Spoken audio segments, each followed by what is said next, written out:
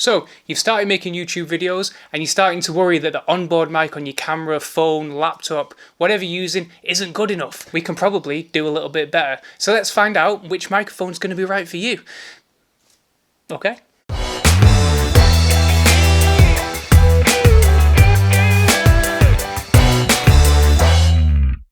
So hi, I'm Dan from House of Hoot, and today we're going to be talking about microphones. So we're looking specifically at the kind of microphone that you buy when you're just starting out on YouTube, or even if you're just on a tight budget and you want to upgrade that sound. There's tons of good quality options out there and really good value options. So today we're going to explore a few of them.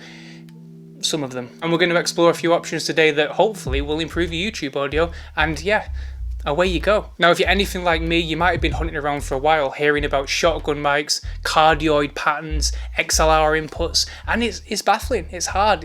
It's a tough thing to get right, audio. And although this video isn't going to turn you into an expert, and I'm probably in 2-3 years, you probably still won't be an expert, but there's some really good news in that you can level up your audio for 20 quid. 30 quid, 50 quid, we can offer, I'm talking to you like I'm trying to sell you something. We can find stuff that's going to improve our audio drastically just by looking around, understanding little tweaks that we can make. It's a baffling world out there, and I'm just as baffled as you when it comes to sound, audio, noises.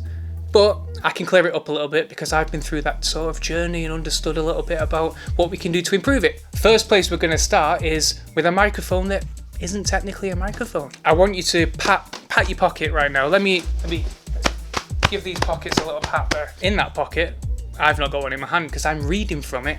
Little behind the scenes there. There's a phone in your pocket probably. If you take that phone out your pocket, it's got something on there. I want you to get on there, unlock it, do what you need to do, fingerprint, show it, your face, that sort of thing. There's probably an app in there that's going to record some audio notes. Why is that significant? Well, it's 2020 and it's got quite a nice microphone in there. You might not want to believe it, and you might not want to... Yeah, I did say right at the start of this video, we're not going to be using the onboard microphone of our camera or phone. But we kind of are, because I kind of lied to you at the start. So now, having lied to your face, you can't trust me anymore, but what I can do is give you a little tip in order to use that phone better-ish. So it's all about how you use that phone. So basically, there's a really good microphone in there. And the problem is, when you've got that microphone miles away, when you're filming from over there somewhere, the microphone isn't close enough to hear you. Now, if you put that microphone in fact, let me do it, here we go. So if you drag this microphone here to about here, what you're gonna find is that you get really almost crystal clear audio from there, and that is kind of what we're aiming for in this sense. So when it's all the way over there and you're recording on it from a few feet away, you're going to get a really tinny sound. It's not going to be rich at all, but you get it up to your gob, it's suddenly going to be really rich, really better than it would have been. I'm saying really rich like it's going to be some sort of quality audio experience. It absolutely isn't, but it will be better than what you're currently doing, more than likely. So get it as close to your mouth as is feasibly possible. Here's good, might be a bit loud, probably about here, like a foot away maybe, and it'll make a huge difference to the richness, tone, just the audio in general, the overall quality of it, and that's what you kind of want to improve. The more that you improve that, the more richness you get into there, the better. If it's all the way over there, no good. Get it here. So once you've used the phone to record the audio clips, you put it together in post-production. That's what it's called, don't know why I'm doing that. You put it together in post and you basically match it up. Premiere Pro does it for you. I don't know about other programs because I don't use them, but all programs out there will allow you to have a separate audio track, and that means that you can sync them together. Whether it does it automatically or not, I don't. That's your problem, not mine. So once you've mixed them together, suddenly you're an audio master. It sounds amazing, right? Yeah, kind of. Problem with this, if you're using your phone to record, so you're saying to me now, Dan, I'm not Elon Musk, I've not got two phones, I can't drive a Model S to Mars to see my newborn baby, whatever it's called, Kappa Alpha, something. And you're right, so we need a different option for the common man, the man who hasn't got a child named after the Greek alphabet and a plane in the sky up there or something. So Dan, what we're going to go with? This, can you see this? This is a microphone.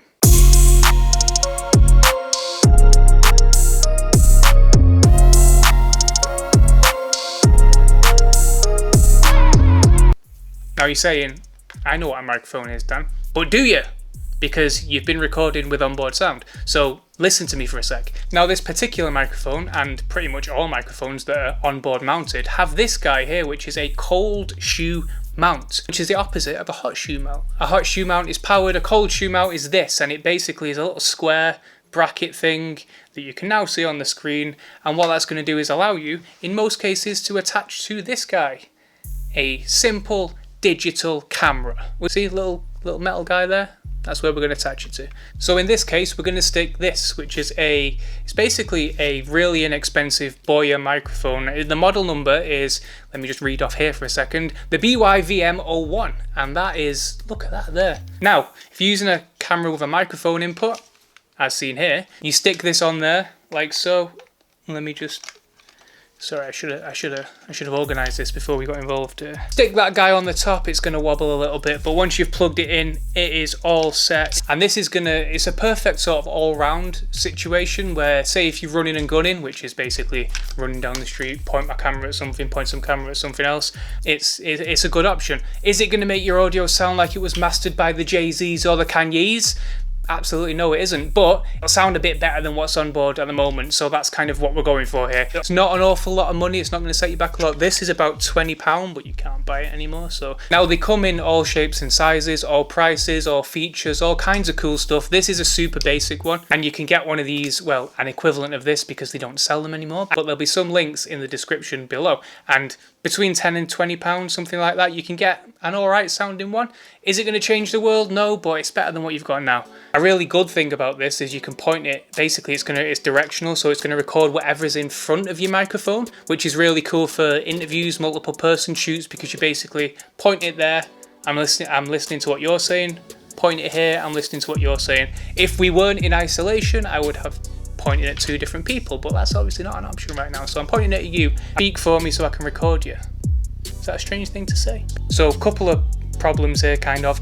You get what you pay for as far as you're concerned with these microphones, so the less money that you pay for an onboard mic, you are going to get a difference in terms of it's going to sound better than your onboard stuff, like we're trying to achieve here, but it definitely isn't going to sound super rich and super bassy, super nice, super smooth until you get into the higher price point. So this is a Boya, this is about, I don't know, I think I said it was £15, £20, something like that. But you can also go for something like this, which is a Rode Videomic Go, which is a bit more expensive, probably like £40, something like that. There's plenty out there. Do your research before you buy them, because they're not all created equal. And yeah, I wouldn't want you to go and get a dud, because we don't want that. There's also a problem with this guy in that if you have a loud focusing lens, for example, on your camera, then you're going to pick it up if this is on top of your camera. It's not ideal, but you can get around that by just attaching this to an external recorder, which I've not covered in this video because I don't have access to one right now. So fortunately, that's not an option. But if it was an option, then there's some out there, and I'll probably link to a video or something here. But what if you're not a runner and gunner? What if you're something else? Something else that rhymes with runner and gunner, but is the opposite? Stunner. Or if you're just recording one person, we've got some good news for you. Perversely, you've got the pick of the bunch. You can do whatever you want. Now, if you've ever watched TV, you might have seen one of these little guys flip to a lapel. What do you mean you don't know what a lapel is? You know me? It's... I haven't got a lapel. Real, just hold on a sec. Okay, so can't see it obviously because it's dark in here, but one of these things, this here, can you see that? Is that there? So that's a lapel, and this here is a lapel mic, and that clips onto there, like so, and suddenly I'm mic'd up.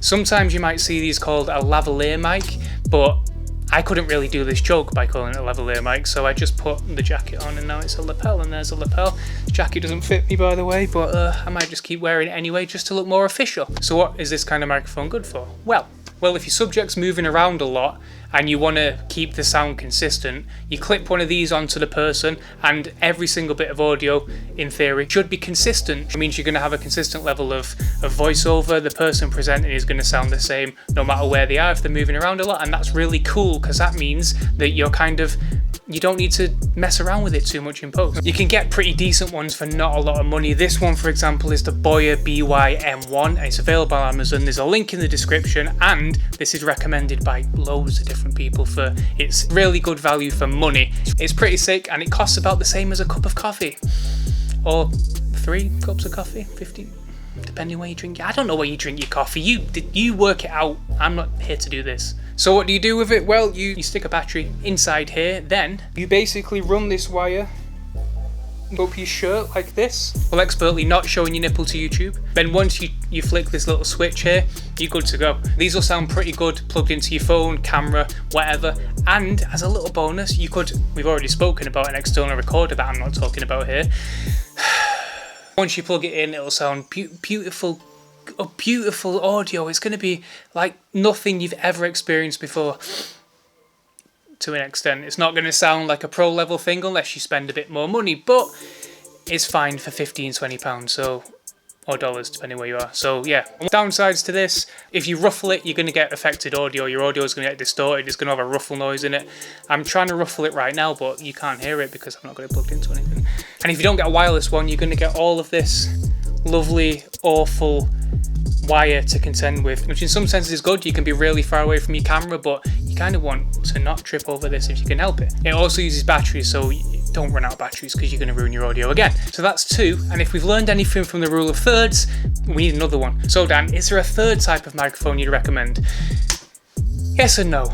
If we had endless amounts of money and endless amounts of time, I'd start talking to you about plugging an XLR mic into a USB interface, and that's going to be how you'd get audio. But I don't have the time and you've not got the attention, so what I'm going to do, instead of a third mic, I'm going to introduce you to a little super sneaky hack that I'm using to record audio right now. And I call it the Doom mic.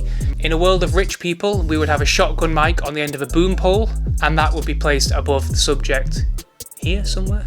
And then that would be plugged into some sort of audio interface, and that would be run into sometimes a camera, sometimes an external recorder. Let's be honest with ourselves, they're way out of our price range. So what can we do instead? Well, we're going to return to our old friend,